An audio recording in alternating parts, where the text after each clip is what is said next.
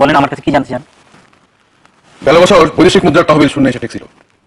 তুমি অর্থমন্ত্রী হইয়াও আমার সে খবর দাও নাই। বাংলাদেশ ব্যাংকের গভর্নর হামিদুল্লাহ সে কথা আমার কাছে গোপন করছে। এটা কি আমার বিরুদ্ধে কোনো চক্রান্ত নয়? আমার উপর রাগ করবেন না লিডার। কথাটা খন্দকার মুস্তাক আপনাকে যেভাবে বুঝেছেন আপনি ঠিক সেভাবেই বুঝেছেন। আমি খন্দকার মুস্তাকের কথা বিশ্বাস করি নাই বলেই তো তোমার কাছে জানতে চাইতেছি তাজউদ্দিন, বৈদেশিক মুদ্রা সংকটের কথা আমার কাছে গোপন করা হয়েছিল কেন? কথাটা আমি বহুদিন আপনাকে জানাতে চেয়েছি, কিন্তু আপনি সময় দেননি। আচ্ছা ঠিক আছে তাজউদ্দিন, তোমার কথা শোনার আগে আমি বরং মনে রেখে বিদায় করে দিই, কি বলো? এটা আমি সবসময় দেখে আসছি, সেই দেশ স্বাধীন হওয়ার পর থেকে। যখনই আপনার কাছে আমি জরুরি কথা বলতে এসেছি একটা না একটা বাদে এসে হাজির হয়ে যায়। মুজিবনগর থেকে ফিরে এসে আজ অবধি এখন তো আপনার সঙ্গে কোনো কথাই বলতে পারিনি। 9 মাসের মুক্তিযুদ্ধে কি ঘটেছে আমার মুখ থেকে আপনার কিছুই শোনা হয়নি। সব আমি শুনেছি তাজউদ্দিন। শুনেছেন অন্যের কাছ থেকে, আমার কাছ থেকে নয়। যে প্রশ্নটা আপনি নিজে আমাকে করলেন, আমার নিজের মুখ থেকে শুনতে চাইলেন, তার কিছুই শোনা হয়নি আপনার। তাজউদ্দিন আমার ভুল বুঝো না। আমি তোমার মুখ থেকে কানতে শুনতে চাই বলেই তো আজ তোমার কাছে আনছি। সে কথা বলার সময় কোথায় আপনার? শেখ মনি এসে বসে আছেন, খন্দকার মুস্তাকই মাত্র এলেন। ওদেরকে বসতে বলো। জি। দেখি তাজউদ্দিন, তুমি উঠে পড়তেছো কেন? আমি এখন যাব। শেখ মনি এসেছেন, খন্দকার মুস্তাক অপেক্ষা করছেন। আমার জন্য তাদের বসিয়ে রাখা ঠিক হবে না। আমি বরং অন্য সময় আসবো। কথাগুলো আজও অসমাপ্ত থেকে গেল। ঠিক আছে, তুমি এক কাজ করো, তুমি রাত্রে আমার সঙ্গে ভাত খাও। দেখি রাত্রি আসবো, এখন যাই।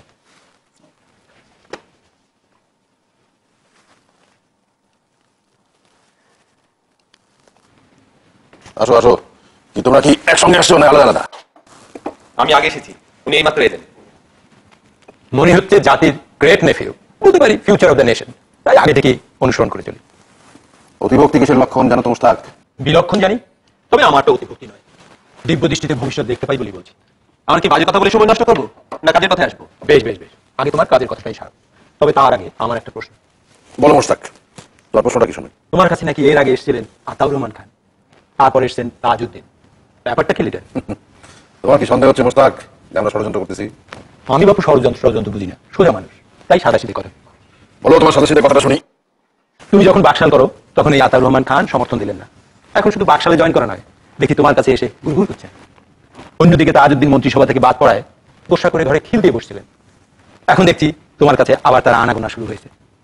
তাই বোঝার চেষ্টা করছি ব্যাপারটা। তুমি কি তাতে ভয় পাচ্ছ মুস্তাক? তুমি যতক্ষণ আমার মাথার উপরে আছো ততক্ষণ ভয় পাবো কেন? তুমি মুজিবনগরে ছিলে না, তাই তাজউদ্দিন দিল্লিকে ভুল বুঝিয়ে আমাকে একটু কোণঠাসা করে ফেলেছিল। এখন আমি তোমার দ্বিতীয় বিপ্লবের আদর্শ প্রতিষ্ঠার কাজে মাঠে নেমেছি। এই মনিকে জিজ্ঞেস করো, রাত দিন দেশের মানুষকে বোঝাচ্ছি জাতির পিতার দ্বিতীয় বিপ্লবের কথা। তোমার এই দ্বিতীয় বিপ্লব সফল হলেই আমি মক্কায় চলে যাব। আমার জীবনে আর কোনো স্বাদ অভিলাষ নেই। লিডার আপনাকে যেতে দেবেন না? না না, তোমরা আমাকে বাধা দিতে পারবে না।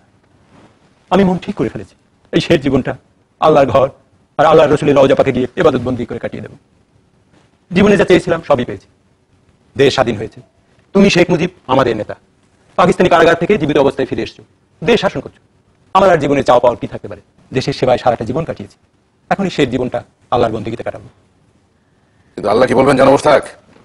আল্লাহ বলবেন তুমি আমার সঙ্গে কাজ করো, আমার দ্বিতীয় বিপ্লব সফল করার জন্য তুমি আমার সাথে কাজ করো। যাও, আমি যে কারণে এসেছিলাম সেটা এখন বলে ফেলি। তারা যেন আমাদের সেনাবাহিনীর মধ্যে গোপন লিফলেট বিলি করছে।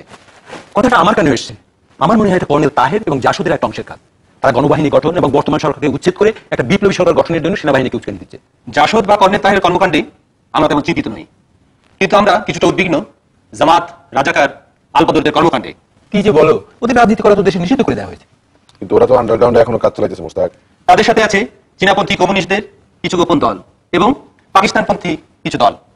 তারাই সেনাবাহিনীদের মাঝখানে ইশতেহার বিলি করছে এবং প্রচার করছে শেখ মুজিব ভারতের দালাল। হ্যাঁ, ভারতের দালাল। দিল্লির সাথে 25 বছরের এক দাস চুক্তি করে দেশকে ভারতের কাছে বিক্রি করা হয়েছে। শেখ মুজিবের বাপ দাদা নাকি হিন্দু ছিলেন, তার সরকার বাংলাদেশ থেকে ইসলাম এবং মুসলমানের নাম নিশানা নাকি মুছে ফেলবে। আমার একটা সন্দেহ, ওই দিল্লির ইঙ্গিত দিয়ে প্রচারপত্র প্রচার করা হচ্ছে কিনা। তুমি কি ভাবছো লিডার? তুমি কি মনে করো এটা ভারতের কাজ? তাতে ভারতের লাভ কি? তাছাড়া শ্রীমতী ইন্দিরা গান্ধীর আমি ভালো করে চিনি, তিনি এত বড় শর্ত আমার সঙ্গে করতে পারেন না।